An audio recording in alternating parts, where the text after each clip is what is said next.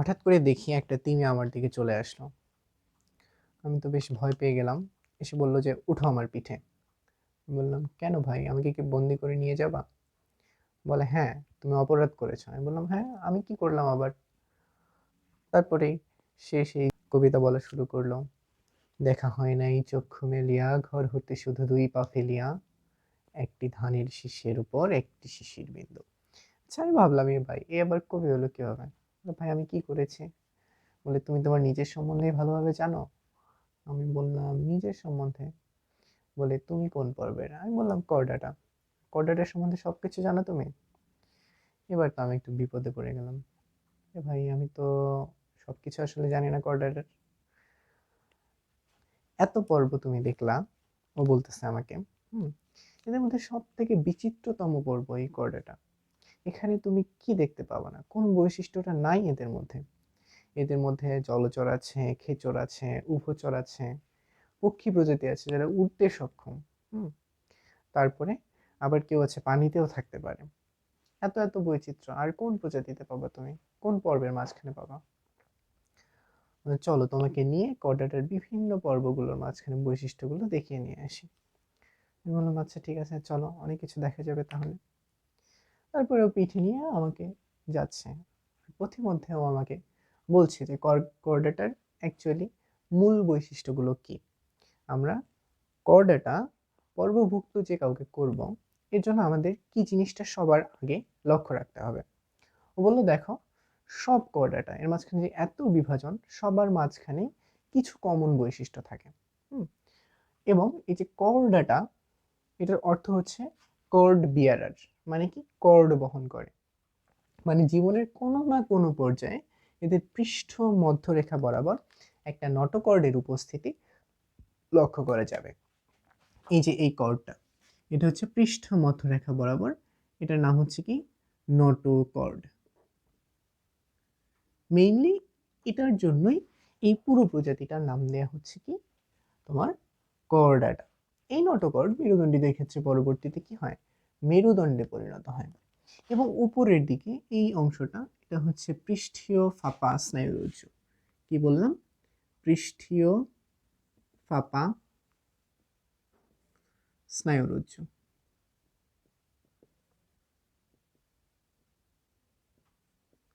ও আমাকে বলল, আমার পিছনের পকেটে হাত দাও। আশ্চর্য হয়ে গেলাম। বাস, তিমির পিছনে ওর পকেট আছে, হ্যাঁ দেখলাম ঠিকই পকেট আছে। বললো, ওর ভিতর থেকে ট্যাবটা বের করো। আমি হা হয়ে গেছি, ভাই এখানে ট্যাব করতে গিয়ে আসলাম? বলে, এর ভিতরে দেখো, এরকম একটা ডায়াগ্রাম আমি দেখলাম। ঠিক আছে, সেখানে দেখলাম এভাবে লেখা আছে, এটা হচ্ছে নটোকর্ড, এটা হচ্ছে পৃষ্ঠীয় ফাঁপা স্নায়ুরজ্জু। পরবর্তীতে মেরুদণ্ডীদের ক্ষেত্রে কি হয়? এই পৃষ্ঠীয় ফাঁপা যে স্নায়ুরজ্জু বা নার্ভ কর্ড, এই নার্ভ কর্ডের সম্মুখ দিকের অংশটা কি হয়? আমাদের যে মস্তিষ্ক আছে, এই মস্তিষ্কে পরিণত হয়। আর পশ্চাৎ দিকের যে অংশটা, এটা এই নোটোকর্ড বা মেরুদণ্ডের ভিতরে প্রবেশ করে, হয়ে স্পাইনাল কর্ডে পরিণত হয়। ঠিক আছে, আচ্ছা, এই মিলে হয় স্নায়ুতন্ত্রের উৎপত্তি। ঠিক আছে, তাহলে দুইটা মেইন বৈশিষ্ট্য পাইলাম। এরপরে একটা, এই যে দেখো এই অংশগুলো, এটা কি? কিছু রন্ধ্র দেখতে পাচ্ছি বা ছিদ্র। একে বলে হচ্ছে গলবিলীয় ফুলকারন্ধ্র। ফুলকারন্ধ্র। আচ্ছা, গলবিলীয় ফুলকারন্ধ্র। তাহলে গলবিলীয় ফুলকারন্ধ্র এটাও একটা প্রাইমারি বৈশিষ্ট্য। এই গলবিলীয় ফুলকারন্ধ্রের নিচে একটা অংশ পাওয়া যায়, এটাকে বলা হচ্ছে এন্ডোস্টাইল। কি বললাম? এন্ডোস্টাইল। এটা পরবর্তীতে থাইরয়েড গ্ল্যান্ড হিসেবে ডেভেলপড হতে পারে। ক্লিয়ার? আচ্ছা, এই এন্ডোস্টাইল এবং সবার পিছনে উচ্চ দেশে এই যে পায়ু, এটা পায়ু ছিদ্র অবশ্যই, এই পায়ু পরবর্তী এই লেজ, মেইনলি এই চারটা বা এই পাঁচটা হচ্ছে প্রত্যেক কর্ডেটদের জীবনের কোনো না কোনো দশায় এই পাঁচটা বৈশিষ্ট্য অবশ্যই অবশ্যই তার মাঝখানে বজায় থাকবে।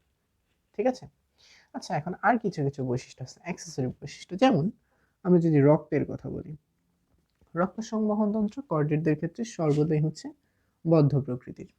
রক্তে রক্তকণিকা উপস্থিত থাকে। রক্তকণিকা কি? লোহিত রক্তকণিকা, শ্বেত রক্তকণিকা, অনুচক্রিকা, এগুলো সব সময়ই থাকবে। ঠিক আছে, আর একটা বিষয় গুরুত্বপূর্ণ, সেটা হচ্ছে হৃৎপিণ্ড। আমরা এর আগেও বারবার বলেছি, আমাদেরকে চিংড়ি বলেছিল, আমাদেরকে শামুক বলেছিল যে তাদের হৃৎপিণ্ড তারা পিঠে নিয়ে বেড়ায়, আর কর্ডেটের হৃৎপিণ্ড বুকে নিয়ে বেড়ায়। তার মানে কি, অঙ্কীয় দেশে, ঠিক আছে, অঙ্কীয় দেশে এদের হৃৎপিণ্ড অবস্থিত। আচ্ছা, আরেকটা গুরুত্বপূর্ণ বৈশিষ্ট্য এদের ক্ষেত্রে পার্শ্বপদ, ঠিক আছে, পার্শ্বপদ একজোড়া পার্শ্বপদ, এটা যা পরবর্তীতে অন্তকঙ্কালে পরিণত হয়, অন্তকঙ্কাল, ঠিক আছে, অন্তকঙ্কালে পরিণত হয় পার্শ্বপদ। আরেকটা হচ্ছে খণ্ডকায়ন। খণ্ডকায়ন গুরুত্বপূর্ণ বৈশিষ্ট্য আমরা জানি, এদের ক্ষেত্রে খণ্ডকায়নটা গভীর পর্যন্ত বা ডিপ পর্যন্ত পৌঁছায় না, ঠিক আছে। তার মানে যে মস্তিষ্ক, তারপরে সিলম পর্যন্ত, এক কথায় হচ্ছে দেহের যে ক্যাভিটি বা সিলম, এই পর্যন্ত এই খণ্ডকায়ন পৌঁছাবে না, ঠিক আছে। মস্তিষ্ক এবং লেজের মধ্যে এটা সীমাবদ্ধ থাকবে। তাহলে এটা হচ্ছে একটা প্রাথমিক বৈশিষ্ট্য, সকল কর্ডেটদের মধ্যে সীমাবদ্ধ। এরপরে এভাবে গল্প চলতেছে, ও এগিয়ে যাচ্ছে, আমাকে নিয়ে এগিয়ে যাচ্ছে। এরপরে তিনি সেই ট্যাবের আরেকটা পাতা উল্টাতে আমি এরকম একটা ছক দেখতে পেলাম। এই ছকটা কিন্তু খুবই ইম্পর্টেন্ট, এটা আমি লিখে রাখলাম আগে থেকে, কারণ লিখতে গেলে অনেক সময় নষ্ট হয়ে যেত, ভিডিওর লেন্থটা অনেক বড় হয়ে যেত, কিন্তু এটা লাগবে। স্ক্রিনশট দিয়ে তোমরা রাখতে পারো, অথবা তোমাদের বইয়েও এই ছকটা সুন্দরভাবে দেয়া আছে। দেখো, সর্বপ্রথম ফাইলাম কর্ডাটা বা পর্ব কর্ডাটা, একে তিনটা সাব ফাইলাম বা উপপর্বে ভাগ করা হয়েছে। একটা হচ্ছে ইউরোকর্ডাটা, সেফালোকর্ডাটা, আর একটা হচ্ছে ভার্টেব্রাটা। এই সবগুলো নিয়ে আমরা বিস্তারিত আলোচনা করবো ইনশাল্লাহ। ইউরোকর্ডাটা বোঝা হচ্ছে এটা আদি প্রকৃতির, ইউরো বা আদি। একে তিনটা ক্লাসে ভাগ করা যায়। ক্লাস 1 হচ্ছে অ্যাসিডিয়াসিয়া, ক্লাস 2 হচ্ছে থ্যালিয়াসিয়া, ক্লাস 3 হচ্ছে লার্ভাসিয়া, ঠিক আছে। তারপরে সেফালোকর্ডেটদের, এরা হচ্ছে আদি প্রকৃতির কর্ডাটার যে বৈশিষ্ট্যগুলো সেগুলোই এরা বহন করে। এসবের খুব বেশি উদাহরণ পাওয়া যায় না, কিন্তু এই যে ভার্টিব্রেটা বা মেরুদণ্ডী যাদের ক্ষেত্রে এই যে কর্ডটা, এই স্পাইনাল কর্ড, হ্যাঁ, পরবর্তীতে মেরুদণ্ডীদের ক্ষেত্রে মেরুদণ্ডে পরিণত হয়, ঠিক আছে। আর এদেরকে আমরা দুইটা সুপার ক্লাসে ভাগ করা যায়, এটা সাব ফাইলাম, উপপর্ব, পর্বের উপপর্ব। এরপরে দুইটা সুপার ক্লাসে ভাগ করা যায়, একটা হচ্ছে সাইক্লোস্টোমাটা আর একটা হচ্ছে ন্যাথিস্টোমাটা, ঠিক আছে। এই সাইক্লোস্টোমাটা সুপার ক্লাসকে দুইটা ক্লাসে ভাগ করা যায়, একটা হচ্ছে মিক্সিনি আর একটা হচ্ছে পেট্রোমাইজোন্টিটা বা সেফালোস্পিডোমরফি, আগের বইয়ে ছিল, এখন যদি কোনো বইয়ে থাকে। আর হচ্ছে সুপার ক্লাস ন্যাথিস্টোমাটা, এর অন্তর্ভুক্ত এই 7টা কি ক্লাস, ঠিক আছে, বা শ্রেণী। কি সেগুলো? Chondrichthyes, Actinopterygii, Sarcopterygii, Amphibia, Reptilia, Aves, Mammalia. তোমরা এই তিনটাকে মনে রাখতে পারো হচ্ছে ATL, আতেল বলে, যারা বেশি পড়াশোনা করে, সারাদিনই কেবল পড়ে আর কিচ্ছু করে না, এটা হচ্ছে আতেল, ঠিক আছে। এ হচ্ছে সে আতেল, হ্যাঁ। এটা তো হচ্ছে MP, মিক্সিনি পেট্রোমাইজোন্টিটা। আর এটাকে মনে রাখতে পারো তোমরা হচ্ছে ক্যাসারাম, CASARAM, ঠিক আছে, ক্যাসারাম। এটা মনে রাখতে পারো জাস্ট, অথবা তোমার নিজস্ব যদি কোনো টেকনিক থাকে মনে রাখতে পারো, প্রবলেম নেই। তারপরে তিমিটা আমাকে বললো এই যে ইউরোকর্ডাটা, এটা আসছে অরা, গ্রিক শব্দ, এখান থেকে। এর মানে হচ্ছে লেজ। তার মানে পূর্ণাঙ্গ প্রাণীতে এদের দেহে নটোকর্ড থাকে না, পরিণত অবস্থায় কেবল এদের লেজের মধ্যে নটোকর্ডটা বিদ্যমান থাকে। নটোকর্ড কি? ওই যে বললাম পৃষ্ঠদেশে যে একটা কর্ড বা রজ্জু, এটা হচ্ছে নটোকর্ড, ঠিক আছে। নটোকর্ড থাকে কেবলমাত্র লেজের মধ্যে পরিণত অবস্থায়, পূর্ণাঙ্গ প্রাণীতে কি নটোকর্ড থাকে না। সকল প্রজাতি সামুদ্রিক, সমুদ্রের গভীরে বসবাস করে, এরা অবশ্যই নিশ্চল, ঠিক আছে, একক বা কলোনি গঠন করে বসবাস করে, এবং টেস্ট বা টিউনিক আবরণ, টেস্ট, এদের আবরণকে বলা হয় টেস্ট বা টিউনিক। এই আবরণ দিয়ে এরা আবৃত থাকে। এদের অন্তর্ভুক্ত যে তিনটা ক্লাস, এখান থেকে জাস্ট এদের আকৃতিটা ইম্পর্টেন্ট, তোমরা উদাহরণগুলো চাইলে মনে রাখতে পারো। অ্যাসিডিয়াসিয়া হচ্ছে স্ফীতকায় এবং নলাকার, ঠিক আছে, নলাকার এবং স্ফীতকায়। উদাহরণ হচ্ছে অ্যাসিডিয়া, মেন্টিউলা, মলগিউলা, টিউবিফেরা, বইয়ের মধ্যে আছে, দেখে নিলেই হবে। থেলিয়াসিয়া হচ্ছে থ্যালাস, মানে হচ্ছে লেবু বা হচ্ছে পিঁপে আকৃতির। আর লার্ভাসিয়া, এরা হচ্ছে বাঁকা ব্যাঙাচি আকৃতির, বাঁকা ব্যাঙগাচি আকৃতির, এই যে এরকম, ঠিক আছে, বাঁকা ব্যাঙগাচি আকৃতির। এই এখান থেকে মনে রাখতে হবে। সাবফাইলাম টু সেফালোকর্ডাটা, এদের মাঝখানে যে বৈশিষ্ট্যগুলো থাকে সবগুলোই আদি প্রকৃতির, মানে আমরা শুরুতে কর্ডাটা হওয়ার জন্য যে সকল প্রাইমারি বৈশিষ্ট্য পাচ্ছিলাম সেই সবগুলো বৈশিষ্ট্যই প্রায় অপরিবর্তিত অবস্থায় এদের মাঝখানে খুঁজে পাওয়া যায়, ঠিক আছে। তো এই সেফালোকর্ডেট যারা আছে এদের সংখ্যা খুবই কম, প্রায় 33 প্রজাতির মাত্র সেফালোকর্ডেট খুঁজে পাওয়া যায়। এরা বালুর নিচে, হ্যাঁ, উপকূলীয় অঞ্চলে বালুর নিচে সাধারণত বসবাস করে। আচ্ছা, এই যে সেফালোকর্ডেট, এদের তাহলে সাধারণ বৈশিষ্ট্য কি হবে? উভয় প্রান্ত, দুই প্রান্ত কি হবে? সরু হবে। দুই প্রান্ত সরু হবে, আর মাঝখানটা মোটামুটি পুরো হবে। তারপরে মৌখিক প্রান্তে, হ্যাঁ, ওরাল হুড বলে এটাকে, ওরাল হুড বলে। ওরাল হুড, এই ওরাল হুডের মধ্যে সিরি বা কিরি থাকবে, ঠিক আছে, হ্যাঁ, ওরাল সিরি বলে এটাকে। আচ্ছা, এটা থাকবে। এরপরে এদের ওই যে বললাম পৃষ্ঠদেশে ফাঁপা নোটোকর্ড এবং নার্ভ কর্ড বা স্নায়ুরজ্জু, যেটা আমরা দেখছিলাম উপরের দিকে দুইটা দণ্ডের মতন অংশ, এটা মাথা থেকে লেজ পর্যন্ত পুরো অংশটা থেকে বিস্তৃত থাকবে। মানে নোটোকর্ড এবং নার্ভ কর্ড, নার্ভ কর্ড কি? স্নায়ুরজ্জু, ঠিক আছে। এটা সারা জীবনে দেহে থাকবে, সারা দেহে বিস্তৃত, পৃষ্ঠদেশে, হ্যাঁ, অবশ্যই এটা পৃষ্ঠদেশে। আচ্ছা, এরপরে এদের দুই পাশে গলবিলীয় ফুলকারন্ধ্র থাকবে, যেমনটা ছিল হচ্ছে আমাদের কার ক্ষেত্রে? সকল কর্ডেটদের ক্ষেত্রে গলবিলীয় ফুলকারন্ধ্র। এগুলো তোমার উন্মুক্ত থাকবে হচ্ছে অ্যাট্রিয়ামে, অ্যাট্রিয়ামে উন্মুক্ত থাকবে, ঠিক আছে। আর একটা গুরুত্বপূর্ণ বৈশিষ্ট্য সেটা হচ্ছে যে গ্রেটার দেন আকারের মায়োটোম বেশি থাকবে এদের, মায়োটোম বেশি, গ্রেটার দেন আকারের মায়োটোম বেশি থাকবে, এটা এটার গুরুত্বপূর্ণ বৈশিষ্ট্য। আচ্ছা, এদের উদাহরণ কি? এদের উদাহরণ হচ্ছে অ্যামফিঅক্সাস, অ্যামফিঅক্সাস, এটা খুবই ইম্পর্টেন্ট, এটা মনে রাখতে হবে উদাহরণটা, ঠিক আছে। তাহলে এখান থেকে পড়তে হবে। এরপরে তিমিটা আমাকে বলল যে দেখো এই যে কর্ডাটা পর্বের তৃতীয় উপপর্ব হচ্ছে ভার্টিব্রেটা বা মেরুদণ্ডী প্রাণী গোষ্ঠী। এদেরকে মেরুদণ্ডী কেন বলা হয় তুমি কি জানো? আমি বললাম হ্যাঁ আমি তো জানি। এদের ক্ষেত্রে কি হয় যে নটোকর্ডটা থাকে সকল কর্ডেটদেরই, এই নটোকর্ডটা মেরুদণ্ডে পরিণত হয়, ঠিক আছে। তার মানে নটোকর্ড পরিণত হয় হচ্ছে মেরুদণ্ডে, নটোকর্ড পরিণত হয় মেরুদণ্ডে। আর বাকি যে নার্ভ কর্ড বা স্নায়ুরজ্জু আছে সেটা থেকে এই মেরুদণ্ডের ভিতরে কি করে, ওই যে স্পাইনাল কর্ড হিসেবে এর পিছনের অংশটা প্রবেশ করে, আর সামনের অংশটা কি পরিণত করে? মস্তিষ্ক। এই মস্তিষ্ক আবার করটির মাঝখানে আবৃত থাকে, ঠিক আছে, করটি, করটির মাঝখানে এটা আবৃত থাকে বা ক্রেনিয়াম বলে একে, এই জন্য ভার্টিব্রেটদেরকে ক্রেনিয়েটাও বলা হয়। কি বললাম?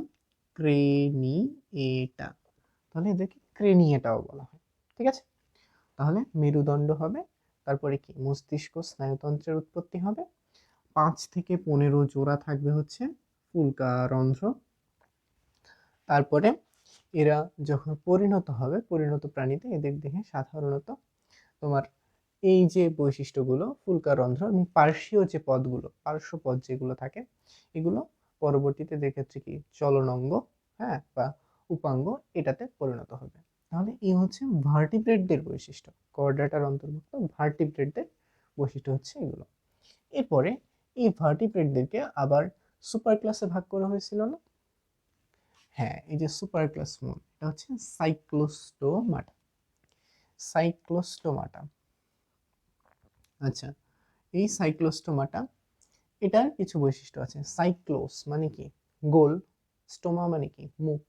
তার মানে এই সাইক্লোস্টোমাটা এদের মুখ হচ্ছে গোল, হ্যাঁ, গোল মুখ, সাইক্লোস্টোমাটা। আচ্ছা, এখন এই সাইক্লোস্টোমাটার অধীনে দুইটা ক্লাস আছে, একটা হচ্ছে মিক্সিনি আর একটা হচ্ছে পেট্রোমাইজোটিটা, ঠিক আছে। এদের মধ্যে মিক্সিনি এবং পেট্রোমাইজোন্টিটা উভয়েরই দেহই আঁশবিহীন পাতলা ত্বক দ্বারা আবৃত। এদের মধ্যে মিক্সিনির দেহ এটা গ্রন্থিযুক্ত ত্বক এবং পিচ্ছিল ত্বক দ্বারা আবৃত থাকে। ঠিক আছে, তো আর এই যে 70 এটা হচ্ছে প্রজাতির সংখ্যা। ঠিক আছে, তাহলে প্রজাতির সংখ্যা আমরা যদি বলি, এদের ক্ষেত্রে 70 প্রজাতির মিক্সিনি পাওয়া যায়। আর পেট্রোমাইজোন্টিডার প্রজাতির সংখ্যা হচ্ছে 41 প্রজাতির। ঠিক আছে, ফুলকারন্ধ্র মিক্সিনির ক্ষেত্রে 5 থেকে 15 জোড়া, এদের ক্ষেত্রে 7 জোড়া ফুলকারন্ধ্র পাওয়া যায়। ঠিক আছে, এখন এদের দুইজনেরই ইউনিক নাম আছে। যেমন মিক্সিনিকে বলা হয় হচ্ছে হ্যাগফিশ, এটাকে বাইন মাছের সাথে তুলনা করা হয়। আর এদেরকে বলা হয় হচ্ছে ল্যাম্প্রে। ঠিক আছে, ল্যাম্প্রে।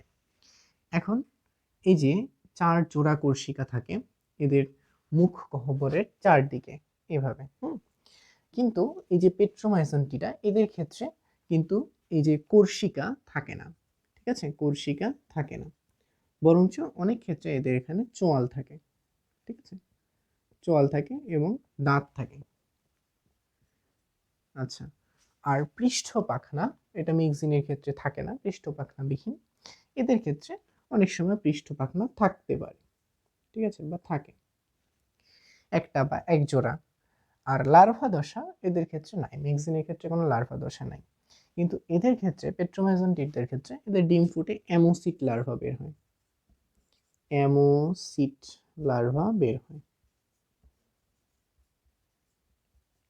আচ্ছা, এই যে এদের একটা গুরুত্বপূর্ণ জিনিস বৈশিষ্ট্য যেটা বললো যে প্যাথেটিক একটু, এই যে পেট্রোমাইজোন্টিডাদের বা ল্যাম্প্রেগুলো এরা সাধারণত সমুদ্রে থাকে, কিন্তু যখনই সন্তান হওয়ার সময় হয় এরা মিঠা পানিতে যায়, সেখানে গিয়ে ডিম ছাড়ে এবং মারা যায়। ঠিক আছে, তার মানে সবগুলোই বাচ্চা দেওয়ার সময় কি হয়, মৃত্যু ঘটে। এটা প্যাথেটিক ব্যাপার, কিন্তু এটা না হলে পরবর্তী প্রজন্ম তাদেরকে আসতো না। ঠিক আছে, তাহলে পেট্রোমাইজোন্টিডদের ক্ষেত্রে ডিম ফুটে অ্যামোসিট লার্ভা বের হয়, যে মুক্ত সাঁতারু সাঁতার কেটে আবার সমুদ্রের দিকে চলে আসে, আর পুরাতন যে মা থাকে সেই মাটা মৃত্যুবরণ করে। এটাই হচ্ছে নিয়ম। ঠিক আছে, তাহলে ও আমাকে বললো যে সুপার ক্লাস 1-এর মাঝখানে এই বৈশিষ্ট্যগুলো পাওয়া যায়। এরপরে তিমিটা আমাকে বললো, এবার তোমাকে আমি বলবো সব থেকে গুরুত্বপূর্ণ একটা সুপার ক্লাসের কথা। এই ক্লাসের মধ্যেই যত উন্নত প্রজাতি আছে সবাই বসবাস করে। আমি বললাম তাহলে এটা কোন সুপার ক্লাস হবে? ও বলল এটা হবে ন্যাথোস্টোমাটা। তাহলে এটা হচ্ছে কর্ডাটা পর্বে সাবফাইলাম 3 ভার্টিব্রেটার সুপার ক্লাস 2 ন্যাথোস্টোমাটার অন্তর্ভুক্ত সকল শ্রেণীগোষ্ঠী। এখানে কে কে আছে আমরা জানি, এখানে ক্যাসারাম বলছিলাম, Chondrichthyes, Actinopterygii, Sarcopterygii, Amphibia, Reptilia, Aves, Mammalia. ঠিক আছে, এরা। তাহলে এদের মধ্যে প্রথম তিনটা কনরিকথিস, অ্যাক্টিনোপটেরিজি এবং সার্কোপটেরিজি, এই তিনটা হচ্ছে মৎস্য গোষ্ঠী।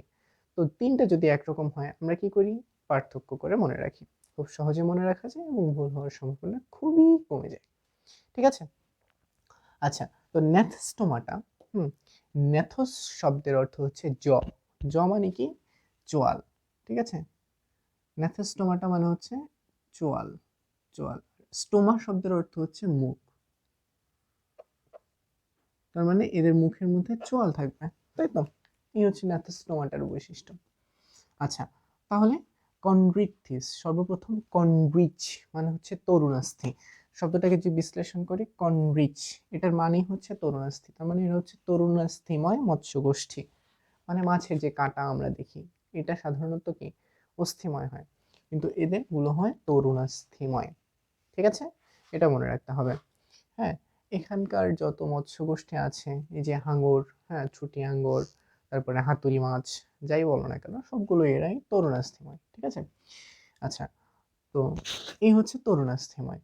আর অ্যাক্টিনোপটেরিজি, অ্যাক্টিনোপটেরিজি হচ্ছে রশ্মিযুক্ত পাখনা। কি, অ্যাক্টিনোস মানে হচ্ছে রশ্মি, তার মানে এরা রশ্মিযুক্ত পাখনা বিশিষ্ট। হ্যাঁ, আর সার্কোপটেরিজি, হ্যাঁ সার্কোপটেরিজি হচ্ছে মাংসল পাখনা। ঠিক আছে, এদের পাখনাগুলোতে মাংস জমা হয়। ঠিক আছে, তার মানে এদের মাংসল পাখনা। শোনো, শব্দ থেকেই কিন্তু অনেক কিছু বোঝা যায়। শব্দগুলোতে কি বোঝাচ্ছে? কনরিচ মানে তরুণাস্থি, অ্যাক্টিনোপটেরিজি, অ্যাক্টিনোপ মানে হচ্ছে হচ্ছে তোমার রশ্মিযুক্ত, রশ্মি থাকবে। সার্কোপটেরিজি মানে মাংসল পাখনা থাকবে। তাহলে তো বোঝাই যাচ্ছে, হ্যাঁ। আচ্ছা, তাহলে এই হচ্ছে এখানকার। এখন ও বলল, ও আমাকে পরিচয় করিয়ে দিচ্ছে বিভিন্ন মৎস্য গোষ্ঠীর মাঝখানে, হ্যাঁ। শুরুতে তিমিটা আমাকে একটা হাঙরের সাথে দেখা করাইলো, তারপরে মনে করো যে অ্যাক্টিনোপটেরিজির সাথে দেখা করাইলো। আমাকে জিজ্ঞাসা করলো, আচ্ছা তোমরা যে মাছ খাও, এই মাছটা তোমরা কোথায় থাকে, কোন শ্রেণীভুক্ত, সেটা কি জানো? আমি বললাম, সেটা তো বলতে পারলাম না। বলি যে তোমরা মানুষ দেখো, মাছ খাও, অথচ সে কোন শ্রেণীভুক্ত, কোন পর্বভুক্ত, কোন জগৎভুক্ত এতটুকু জানবে না? আমি বললাম, আচ্ছা খেতে গেলে কি এত কিছু জানতে হয়? বললো, তোমরা খাও, কিন্তু খাওয়ার আগে এতটুকু তো অ্যাটলিস্ট জানা দরকার, তাই না? মানুষ তো খুব জ্ঞানী, তো তোমাদের জানা উচিত আছে না? আমি বললাম, আচ্ছা ঠিক আছে ভাই, বলে দাও। তখন সে বলল, যে সকল মাছ তোমরা খাও, অর্থাৎ 96 ভাগ প্রায় মৎস্য গোষ্ঠী, এরা সবাই হচ্ছে অ্যাক্টিনোপটেরিজি বা রশ্মিযুক্ত পাখনা বিশিষ্ট। ঠিক আছে? আচ্ছা, তাহলে বললাম এটা তরুণাস্থিময়, এরা সবাই হচ্ছে অস্থিময়। অস্থিময় মৎস্য গোষ্ঠী, এরাও হচ্ছে অস্থিময়। এরপরে এই যে আইস, মাছের যে আইস থাকে, এই আইসটা এদের ক্ষেত্রে হচ্ছে প্লাকোয়েড আইস, কনরিচ থিসের ক্ষেত্রে। ঠিক আছে?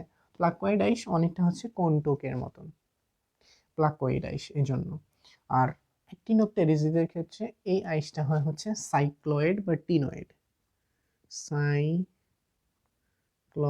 সাইক্লয়েড মানে কি? সাইকেল বা গোলাকার।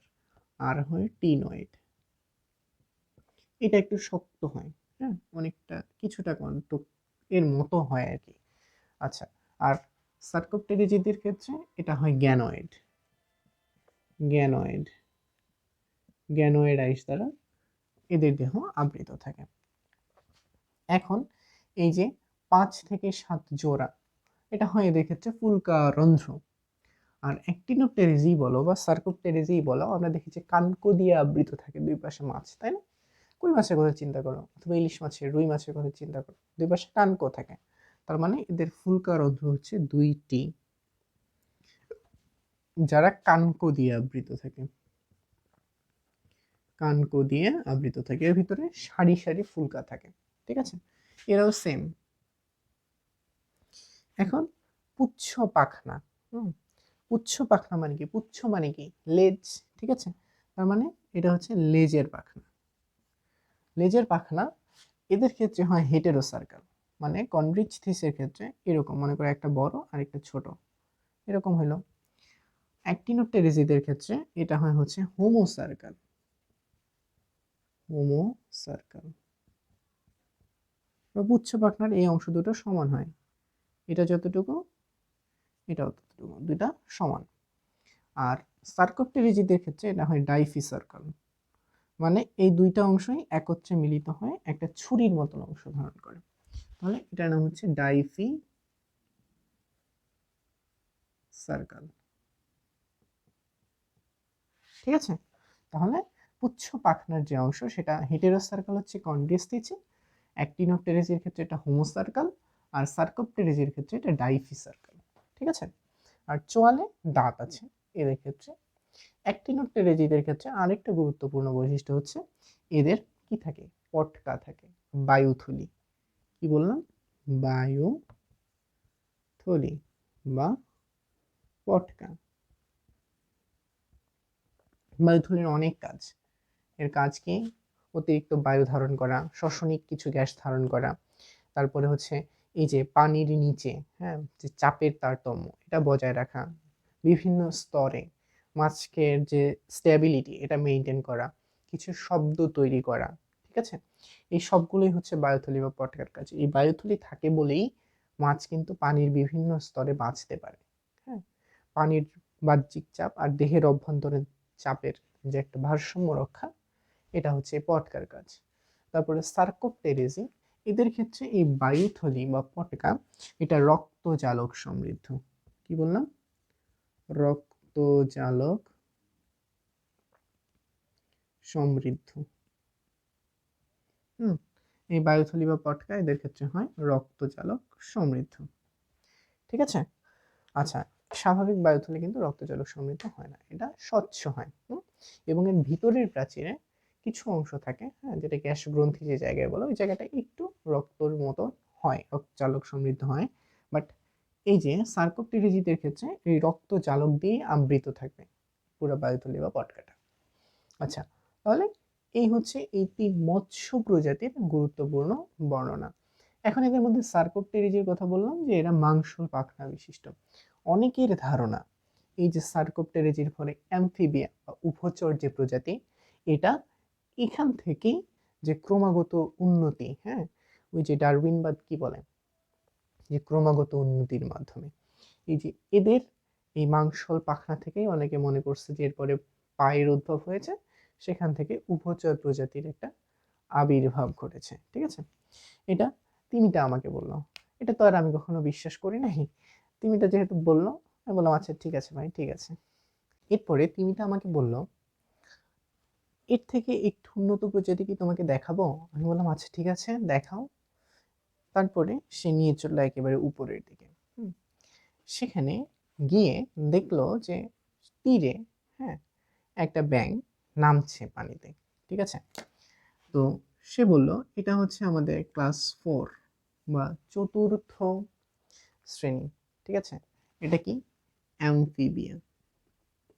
অ্যামফিবিয়া আমরা সবাই জানি এটা হচ্ছে উভচর, একে বলা হয় কে উভচর। এর অন্তর্ভুক্ত কে কে, স্যালামান্ডার, সকল প্রকারের ব্যাঙ, এরা সবাই হচ্ছে উভচর। এখন আমরা জানি ব্যাঙ উপরেই থাকতে পারে, দরজার পিছনে, হ্যাঁ, তারপরে হচ্ছে গেছো ব্যাঙ যেগুলো গাছের উপরে, সোনা ব্যাঙ, কুনো ব্যাঙ, হ্যাঁ, কুনো ব্যাঙ লুকায় লুকায় থাকে। তো কথা হচ্ছে এরা তো উঁচায় থাকতে পারে, পানিতে কেন যাবে, পানিতে তো না গেলেও এদের হয়। যদি না গেলে হয় তাহলে এদেরকে উভচরই বা কেন বলা হয়, স্থলচর কেন বলা হয় না? এখানে যেটা ব্যাপার মনে রাখতে হবে সেটা হচ্ছে এদের সারা জীবনই এরা উঁচায় কাটাইতে পারবে, কিন্তু প্রজননের সময় এদের অবশ্যই অবশ্যই পানিতে যেতে হবে। কারণ এদের ভ্রূণের যে পরিস্ফুটন এটা পানিতে হয়, মানে জীবনের প্রথম ধাপটা এরা পানিতে অতিক্রম করে। এর পরবর্তীতে এরা কি হয়, তোমার যখন ফুসফুসটা ডেভেলপ হয় তারপরে এরা উঁচুতে এসে বসবাস করতে পারে, তার আগে পর্যন্ত এরা পানিতে থাকে এবং ফুলকার মাধ্যমে শ্বাসকার্য সম্পন্ন করে। ঠিক আছে, লার্ভা দশা থাকে এদের, নিষেকটা হয় বহির্নিষেক পানিতে হয়। ওকে, এখন তাহলে এদের ক্ষেত্রে আমরা যদি বলি এদের ত্বক সাধারণত হয় হচ্ছে গ্রন্থিময়। ঠিক আছে, গ্রন্থিময়, আঠালো এবং শ্বসনে সহায়তা করে, এবং শ্বসনে সহায়তা করে, শ্বসনে সহায়তা করে। তোমরা যদি কখনো হচ্ছে গিয়ে কোনো ব্যাঙের সাথে গা লাগে তাহলে বুঝতে পারবা যে এদের গাটা কি হয়, আঠালো হয় এবং স্যাঁতস্যাঁতে হয়, ভেজা হয়। আরেকটা গুরুত্বপূর্ণ বৈশিষ্ট্য হচ্ছে এই যে 4-5-এর কম্বিনেশন, মানে সামনের দিকে 4টা আর পিছনের দিকে হচ্ছে 5টা, পা গুলাতে আঙ্গুল থাকে। ঠিক আছে, পেছনে 5টা আঙ্গুল থাকে। এই 4-5-এর কম্বিনেশন কিন্তু অ্যামফিবিয়াদের ক্ষেত্রে দেখা যায়। আরেকটা গুরুত্বপূর্ণ বৈশিষ্ট্য এদের, এরা হচ্ছে এক্টোথার্মিক। এক্টোথার্মিক কথাটা অর্থ কি? এক্টোথার্মিক শব্দটার একটো মানে কি? একটো মানে হচ্ছে বাইরে।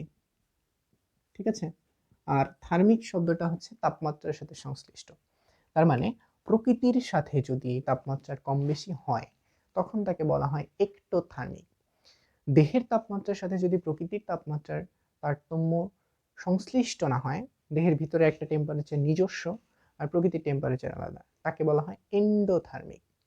এক্টোথার্মিক হলে কি হয়, মনে করো আজকে প্রকৃতির টেম্পারেচার হচ্ছে কত, মনে করো যে হচ্ছে খুব শীতের দিনে শীত প্রধান দেশগুলোতে হিমাঙ্কের নিচে টেম্পারেচার নেমে গেল, ঠিক আছে, -1 -2, তখন মনে করো যে আমার দেহের তাপমাত্রাও কি -1 -2-তে নেমে গেল। চিন্তা করা যায়, মানুষ তো বরফ হয়ে যাবে, কাজই করতে পারবে না। ঠিক আছে, অথবা যদি খুব নিচে তাপমাত্রা নামে 10 ডিগ্রি 12 ডিগ্রি, আমাদের শীত প্রধান যে অঞ্চলগুলো উত্তরবঙ্গে এরকম তো এরকম হয়। চিন্তা করো দেহের ভিতরেও যদি এরকম হয়ে যায় তাহলে মানুষের শরীরে কি উষ্ণতাটা থাকবে? থাকবে না। মানে আমরা কাপড় চোপড় পরি কি জন্য? যাতে আমরা উষ্ণ থাকি প্রকৃতির থেকে।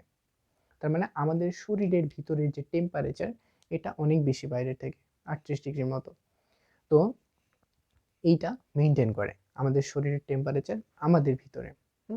এই অবস্থাটাকে বলা হয় হচ্ছে এন্ডোথার্মিক। কিন্তু এই যে উভচর, হ্যাঁ, ইভেন এর পরে রেপটিলিয়ান সরীসৃপ যারা, কুমির, তারপরে হচ্ছে গিয়ে তোমার কি ঘড়িয়াল, সাপ, এগুলো দেখেছো কি শীতকালে মরার মতো পড়ে থাকে, কোনো শক্তি থাকে না গায়ে, অবশ্যই লক্ষ্য করেছো।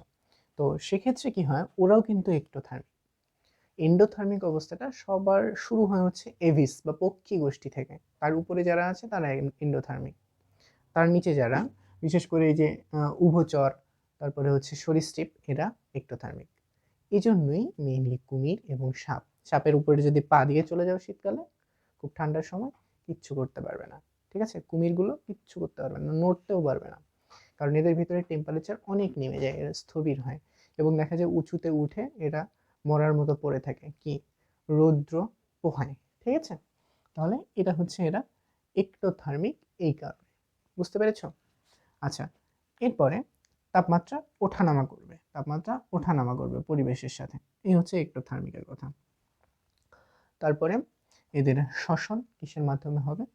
আমরা বললাম যে লার্ভা দশায় এদের শ্বসন হবে হচ্ছে ফুলকা, পরিণত অবস্থায় হবে হচ্ছে ফুসফুস, আর এই যে বললাম ত্বক, এই যে ত্বকীয় গ্রন্থি বা হচ্ছে ত্বক, এটার মাধ্যমে কি এদের শ্বসন কিছুটা সংগঠিত হয়।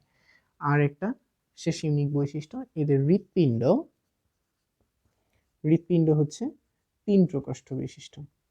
3 প্রকোষ্ঠ বিশিষ্ট, আমরা জানি হৃৎপিণ্ডের প্রকোষ্ঠ কয়টা? 4টা। কি? 2টা অ্যাট্রিয়া, 2টা ভেন্ট্রিকল। এদের ক্ষেত্রে অ্যাট্রিয়ামের সংখ্যা হচ্ছে 2টা,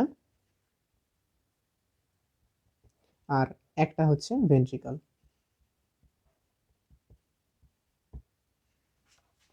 পঞ্চম ক্লাস কি? ক্লাস 5 হচ্ছে কি? রেপটিলিয়া। রেপটিলিয়া, রেপটিলিয়া কি? এরা হচ্ছে সরীসৃপ। সরীসৃপ কাদের বলা হয়? যারা বুকের উপর ভর দিয়ে হাঁটে। বহুত পুরনো সংজ্ঞা, আমরা জানি। ঠিক আছে, আচ্ছা, এই যে অ্যামফিবিয়া, উভচর এবং সরীসৃপ রেপটিলিয়া, এই দুটোকেও কিন্তু ছক করে পড়া যায়। অনেক বৈশিষ্ট্য এদের মিল মানে ব্যতিক্রম ধর্মী আছে। যেমন সর্বপ্রথম আমরা দেখেছিলাম অ্যামফিবিয়াদের ক্ষেত্রে ত্বক কি গ্রন্থিময়, এদের ক্ষেত্রে এপিডার্মিস নির্মিত শক্ত প্লেট, হ্যাঁ, এপিডার্মিসের শক্ত প্লেট দিয়ে আবৃত থাকে, শক্ত প্লেট এটা দিয়ে আবৃত থাকে। চিন্তা করো কুমিরের কথা, বাইরের দিকে কি হয়, অনেক শক্ত আবরণ। ঘড়িয়ালের কথা থাকে না ওরা, হ্যাঁ, তাহলে এপিডার্মিস নির্মিত শক্ত প্লেট দিয়ে এটা আবৃত থাকে। ঠিক আছে, তারপরে আমরা দেখেছিলাম ওদের সামনের পায়ে 4টি এবং পিছনের পায়ে 5টি নখরবিহীন আঙ্গুল থাকে। এদের 5-5-এর কম্বিনেশন, মানে সামনে ও পেছনে, সামনে পেছনে 5টি করে আঙ্গুল থাকে। ঠিক আছে, সামনেও 5টা, পিছনেও 5টা। তারপরে হৃৎপিণ্ড আমরা দেখেছিলাম ওদের ক্ষেত্রে 3 প্রকোষ্ঠ বিশিষ্ট। এদের ক্ষেত্রে অসম্পূর্ণ 4 প্রকোষ্ঠ। অসম্পূর্ণ 4 প্রকোষ্ঠ বিশিষ্ট, মানে দ্বিধা বিভক্ত, মানে ফুললি সেপারেটেড না। ঠিক আছে, ভেন্ট্রিকল 2টা ফুললি সেপারেটেড না। আচ্ছা, কিন্তু ব্যতিক্রম আছে এদের মধ্যে কুমির, কুমিরে কিন্তু পূর্ণ 4 প্রকোষ্ঠ বিশিষ্ট এই হৃৎপিণ্ড। ঠিক আছে, এরাও কি এক্টোথার্মিক, এক্টোথার্মিক, তাপমাত্রা ওঠানামা করে। তারপরে এদের আরেকটা গুরুত্বপূর্ণ বৈশিষ্ট্য আছে, সেটা শ্বসনের ক্ষেত্রে এরা কেবলমাত্র ফুসফুসের মাধ্যমে শ্বাসক্রিয়া সংগঠিত করে। আমরা যেটা দেখেছিলাম ওদের ক্ষেত্রে ফুলকাও আছে, ফুসফুসও আছে। তার কারণ ছিল ওদের জীবনের প্রথম ধাপ শুরু হয় পানিতে। পানিতে তো ফুসফুস দিয়ে বাতাস নেওয়া যাবে না, কারণ ফুসফুসকে বায়ুর অক্সিজেনকে রক্তের সাথে মেশাতে সহায়তা করে, পানির অক্সিজেনকে নয়। কিন্তু এরা যেহেতু সরীসৃপ এবং প্রথম স্থলজ, ঠিক আছে, স্থলচর, এজন্য এদের ফুসফুসই এনাফ, কোনো ফুলকার প্রয়োজন নাই। আরেকটা গুরুত্বপূর্ণ প্রজননের ব্যাপারটা, ওদের ক্ষেত্রে কি প্রজননের সময় পানিতে যেতে হচ্ছিল, এদের হয় না, কারণ এদের ডিম যদি ডিম পারে তাহলে সেটা চামড়ায় আবৃত থাকে বা শক্ত কোনো খোলস দ্বারা আবৃত থাকে, ঠিক আছে। আর ভ্রূণীয় পরিস্ফুটন যখন হয় তখন বহিঃভ্রূণীয় ঝিল্লি তৈরি হয়, বহিঃভ্রূণীয় ঝিল্লি তৈরি হয়, ঠিক আছে। এই জন্য এদের কোনো লার্ভা দশা নেই, বুঝতে পারছো? ভ্রূণের চারদিকে ঝিল্লি তৈরি হয়, ঠিক আছে। কিন্তু ব্যাঙের মতো যেমন ব্যাঙাচি লার্ভা, হ্যাঁ, এরকম কিন্তু হয় না। তাহলে এটা হচ্ছে রেপটিলিয়া বা সরীসৃপদের বৈশিষ্ট্য। সরীসৃপ তুলনামূলক উন্নত গোষ্ঠী অ্যামফিবিয়া বা উভচরের থেকে। এভাবে যখন গল্প চলছে তিমির সাথে আমার, তখন তিমি মনের দুঃখের কথা আমাকে বলতে শুরু করলো। ভাই জানেন আমাদের মধ্যে সব থেকে উন্নত কে? আমি বললাম যে কারা? মানুষ হবে, অথবা ম্যামিলিয়ান যারা আছে, স্তন্যপায়ী যারা। বলে, না ভাই, আমার মনে হয় সব থেকে উন্নত হচ্ছে পক্ষী গোষ্ঠী বা পাখিগুলো। এরকম কেন বললাম?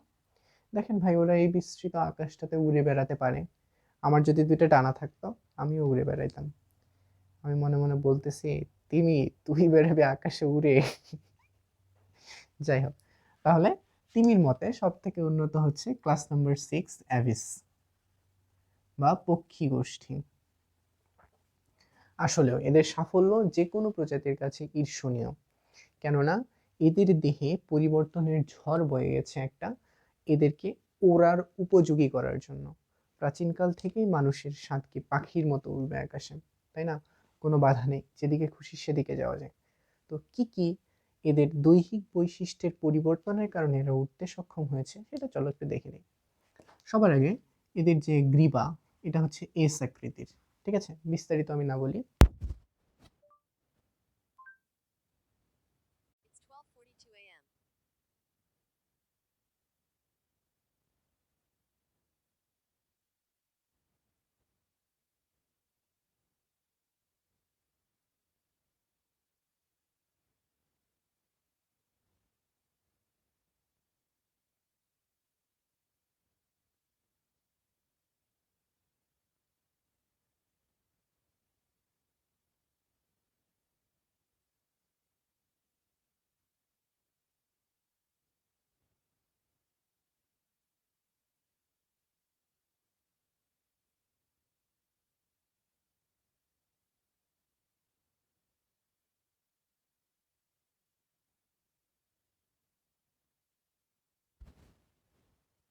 পিষ্ট হয়েছে, বুঝতে পারছো?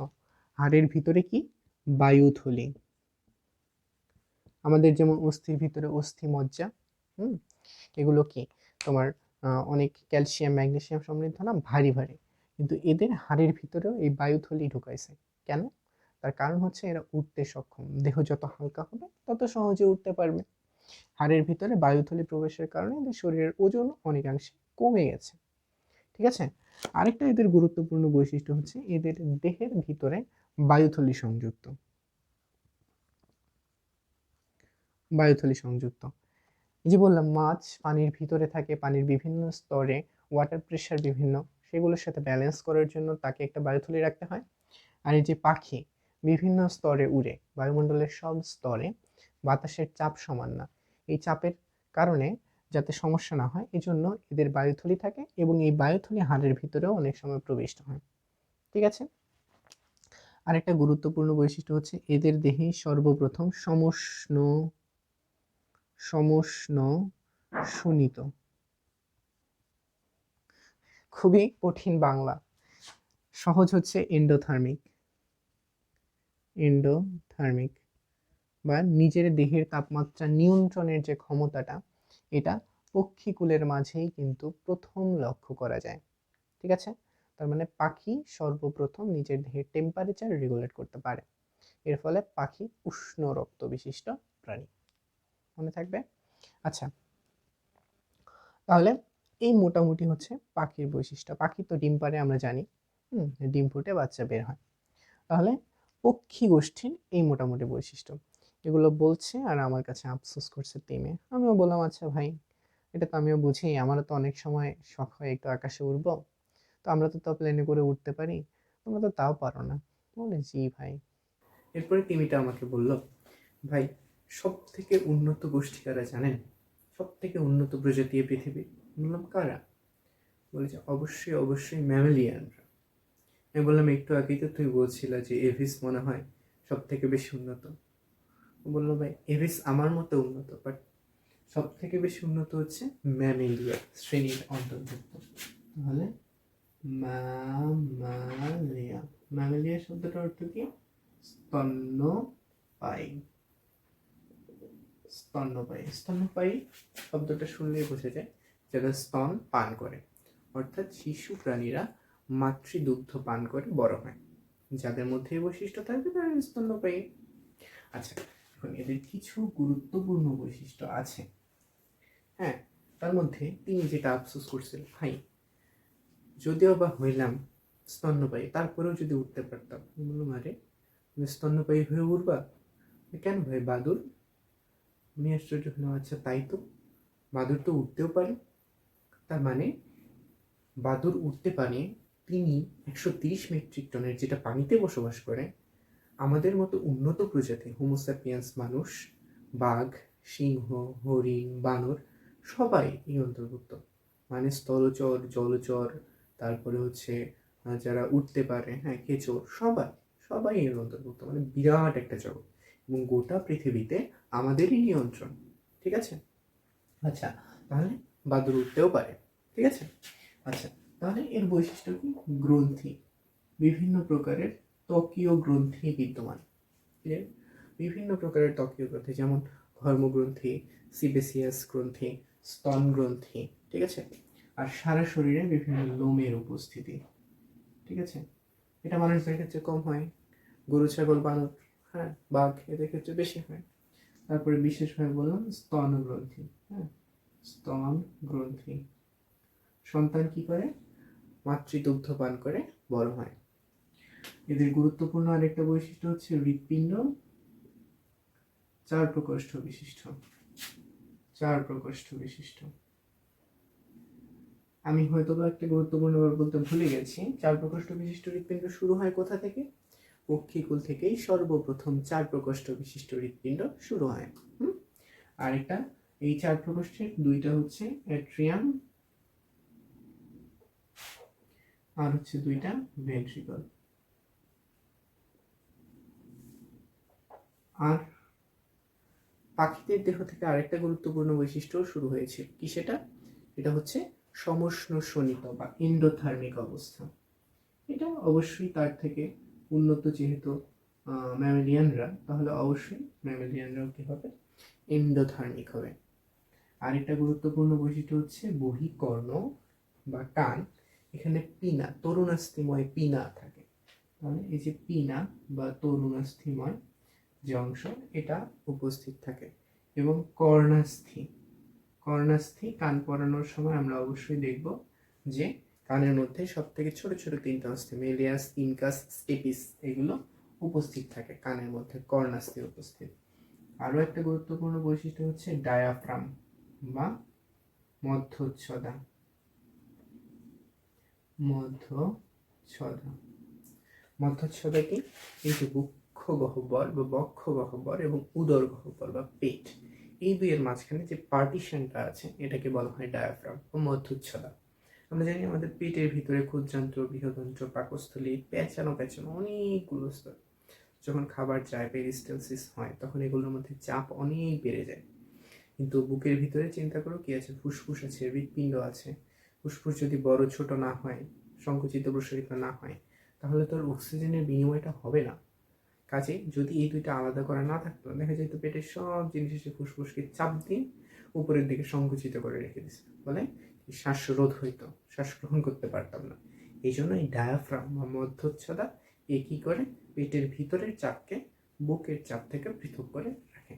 ঠিক আছে? তাহলে ডায়াফ্রাম বা মধ্যচ্ছদা এখানে উপস্থিত থাকে, 2টা অ্যাট্রিয়া, 2টা ভেন্ট্রিকল। আর একটা বৈশিষ্ট্য হচ্ছে গুরুত্বপূর্ণ, সেটা হচ্ছে রক্তকণিকা।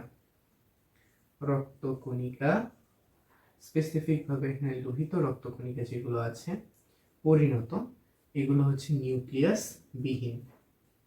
নিউক্লিয়াস বিহীন। পরিণত লোহিত রক্তকণিকাতে নিউক্লিয়াস থাকে না, এটা সর্বদা মনে রাখতে হবে। আচ্ছা, তাহলে এই যে বৈশিষ্ট্যগুলো এগুলোই হচ্ছে স্তন্যপায়ী প্রাণীদের গুরুত্বপূর্ণ বৈশিষ্ট্য। এখন তিনি বলল যে ভাই দেখেন আমি পানিতে থাকি, তাও আমাকে কেউ কেউ মাছ বলে না। আমি বলি ঠিকই তো বলে, তুমি মাছ আবার কিভাবে হইলো?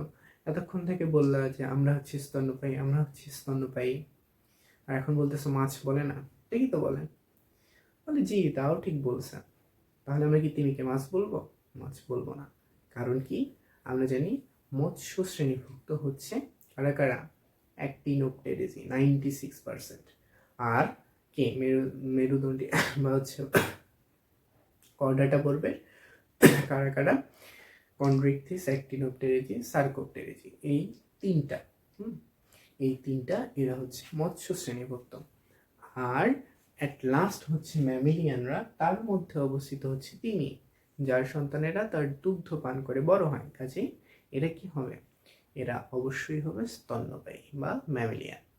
আর একটা গুরুত্বপূর্ণ প্রশ্ন এখান থেকে প্রায়ই আসে যে সব কর্ডেট মেরুদণ্ডী নয়, কিন্তু সকল মেরুদণ্ডী কর্ডেট। আচ্ছা, এটার অ্যান্সার কি হবে তাহলে? আমরা জানি কর্ডাটা পর্বের কিছু সাধারণ বৈশিষ্ট্য আছে, যেমন পৃষ্ঠীয় ফাঁপা স্নায়ুরজ্জু, তারপরে গলবিলীয় ফুলকাচরন্ধ্র, বায়ু পরবর্তী লেজ, এন্ডোস্টাইল, হ্যাঁ এগুলো ছিল না? তারপরে হৃৎপিণ্ড, অঙ্কীয় দেশে লোহিত রক্তকণিকার উপস্থিতি, এগুলো যাদের মধ্যেই থাকুক না কেন তাদের সবাইকেই কর্ডাটা বলা হয়। এখন এই কর্ডাটার মধ্যে কি কি আছে? ইউরোকর্ডাটা, সেফালোকর্ডাটা আছে, ভার্টিব্রাটা আছে। এদের মধ্যে এই যে ভার্টিব্রাটা যারা, এই ভার্টিব্রাটার অন্তর্ভুক্ত যে সকল প্রজাতি আছে তারা হচ্ছে মেরুদণ্ডী, ঠিক আছে? কিন্তু এই যে ইউরোকর্ডাটা, সেফালোকর্ডাটা, এরা সবাই তো হচ্ছে কর্ডাটার অন্তর্ভুক্ত। কাজে আমি কি বলতে পারি? এই যে মেরুদণ্ডী যারা বা ভার্টিব্রাটার অন্তর্ভুক্ত যারা, তারা তো অবশ্যই কর্ডাটার অন্তর্ভুক্ত। কিন্তু ইউরোকর্ডেট, সেফালোকর্ডেটরা এরা তো আর হচ্ছে তোমার ভার্টিব্রাটার অন্তর্ভুক্ত নয়। এই জন্য আমরা বলতেই পারি যে সকল মেরুদণ্ডী কর্ডেট, কিন্তু সকল কর্ডেট মেরুদণ্ডী নয়। খুবই সহজ। এরপরে তিনি আমাকে নিয়ে উঁচুতে চলে আসলো।